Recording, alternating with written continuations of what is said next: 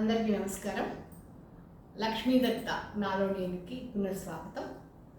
మనం ఈరోజు బాలా త్రిపుర సుందరి యొక్క విశిష్టత, అసలు ఆవిడ ఈ ప్రపంచంలోకి రావడానికి గల కారణం ఏమిటి అనేది చిన్నగా చెప్పుకుందాము.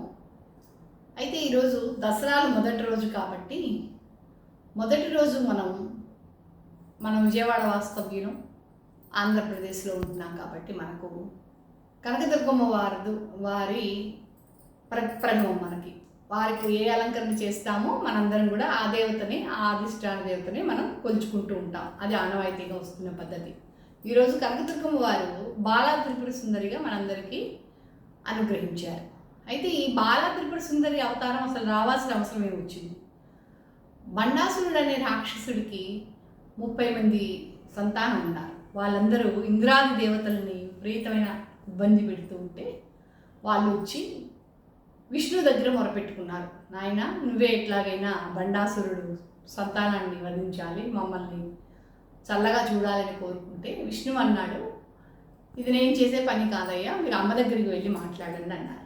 అప్పుడు అమ్మ దగ్గరికి వెళ్ళి అడిగితే, సరే నేను వాళ్ళని సంహరిస్తాను, మీరు వెళ్ళండి అని తన 2 కనుబొమ్మల బృటి నుంచి ఒక సంకల్పం మాత్రం చేత, మనం లాస్ట్ టైం చెప్పుకున్నాం, అమ్మ సంకల్పం చేతనే సృష్టి అంతా చేస్తుంది. అలాంటి తరుణంలో ఆవిడ 2 కన్నుల బొమ్మల మధ్య నుంచి వచ్చిన పవర్ అయితే ఏదైతే ఉందో దాంట్లో నుంచి ఈ బాలా త్రిపుర సుందరి అని ఆవిడ అవతరించారు. ఆవిడికి తన కవచాన్ని ఇచ్చి వాళ్ళని సంహరించమని పంపించారు. ఆవిడేం చేశారు, హంస అంటే ఏంటండి? ఉచ్ఛ్వాస నిశ్వాసలు మనం తీసుకుంటున్నాం కదా, ఊపిరి, ఇదే హంస రూపం. గాలి తీసుకుంటున్నాం, గాలి వదులుతున్నాం కదా, ఇది హంస రూపం అన్నమాట. దాన్ని వాహనంగా చేసుకుని ఆ తల్లి కదిలి వెళ్ళి వాళ్ళని సంహరించింది. ఆ తల్లికి 3 మామూలుగా ఆవిడ ఆధీనంలో ఉంటాయి. మనసు, బుద్ధి, చిత్తం.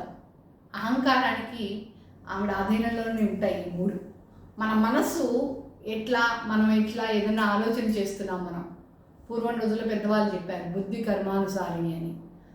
మన కర్మ ఎలా నడిపిస్తుంది అంటే బుద్ధి మీద డిపెండ్ అయి ఉంటుంది. అందుకని మంచి మనసు అయి ఉండాలి. మంచి మనసు ఉంటే ఆటోమేటిక్గా బుద్ధి బాగుంటుంది. బుద్ధితో చిత్తం, మనం చేసే పని ఏదైతే ఉందో అది ఆధారపడి ఉంటుంది. ఇవన్నీ కూడా ఎవరి కంట్రోల్లో ఉంటాయండి? బాలా త్రిపుర సుందరి గారి కంట్రోల్లో ఉంటాయి. అసలు ఆ నామమే చాలా పవిత్రమైనది. బాలా త్రిపుర సుందరి నామమే చాలా పవిత్రమైంది.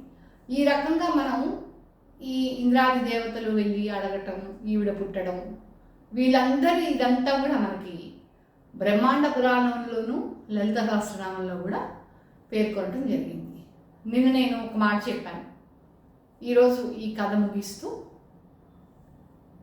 ఒకవేళ పూజ విషయంలో ఏదన్నా ఇబ్బంది పడేవారు ఉంటే, పూజ వచ్చిన వాళ్ళు శుభ్రంగా చేసుకోండి అని అనుకున్నాం మనం. రాని వాళ్ళు ఏం చేయాలి అంటే ఒక నమస్కారం పెట్టుకుని ఓంకారం చేసుకోమని చెప్పాను.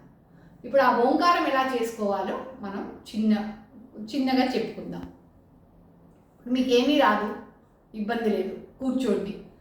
కింద కూర్చోలేకపోయారు, ఇబ్బంది లేదు, కుర్చీలో కూర్చొని, ఎటు చేతులు ఏమి మీరు పెట్టి ఎక్సర్సైజులు చేయాల్సిన అవసరం కూడా ఏమీ లేదు. మీరు గాలిని విపరీతంగా మీరు ఎంతవరకు తీసుకోగలరు. ఇప్పుడు ఫర్ ఎగ్జాంపుల్, మీరు పెద్దవాళ్ళు, మీకు ఒక 70 ఏళ్ళు ఉన్నాయి, మీరు తీసినట్టు గాలి తీయలేనమ్మా అంటారేమో.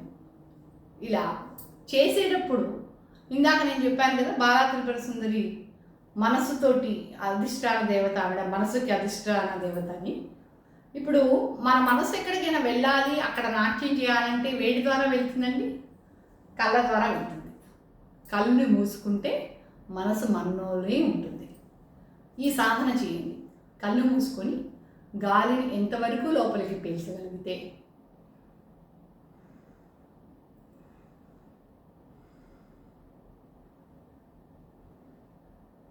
ఇలా చేయండి. పెద్దవాళ్ళు, ఇబ్బంది లేదు, అదేం తప్పు కాదు, దానివల్ల ఏమీ మీకు నష్టం జరగదు.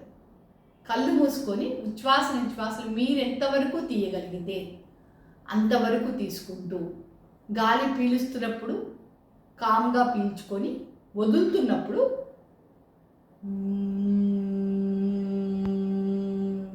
మళ్ళీ ఓం అనమంటే మళ్ళీ డౌట్లు వస్తాయి మనకి. అమ్మ ఓం పెద్దగా అనాలా చిన్నగా అనాలా? ఏం అక్కర్లేదు, సౌండ్ చేయండి అంతే. పెద్దవాళ్ళందరికీ చేయడం రాని వాళ్ళకి నేను చెప్పేది ఈ విషయం.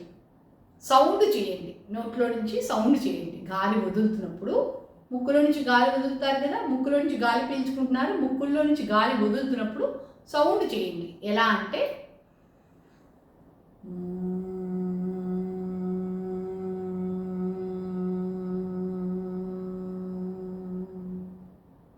నేను ఇంతసేపు చేశాను, మీరు ఇంతసేపు చేయక్కర్లేదు. మీరు ఎంతసేపు చేయగలుగుతారో, ఫర్ ఎగ్జాంపుల్ చాలు. కానీ అలా మీకు ఎంత వరకు ఓపిక ఉంటుందో అంతవరకు చేసుకోండి. మీకు బాలా త్రిపుర సుందరి అనుగ్రహం ఎల్లవేళలా ఉండాలని మనస్ఫూర్తిగా కోరుకుంటూ జై గురుదత్త.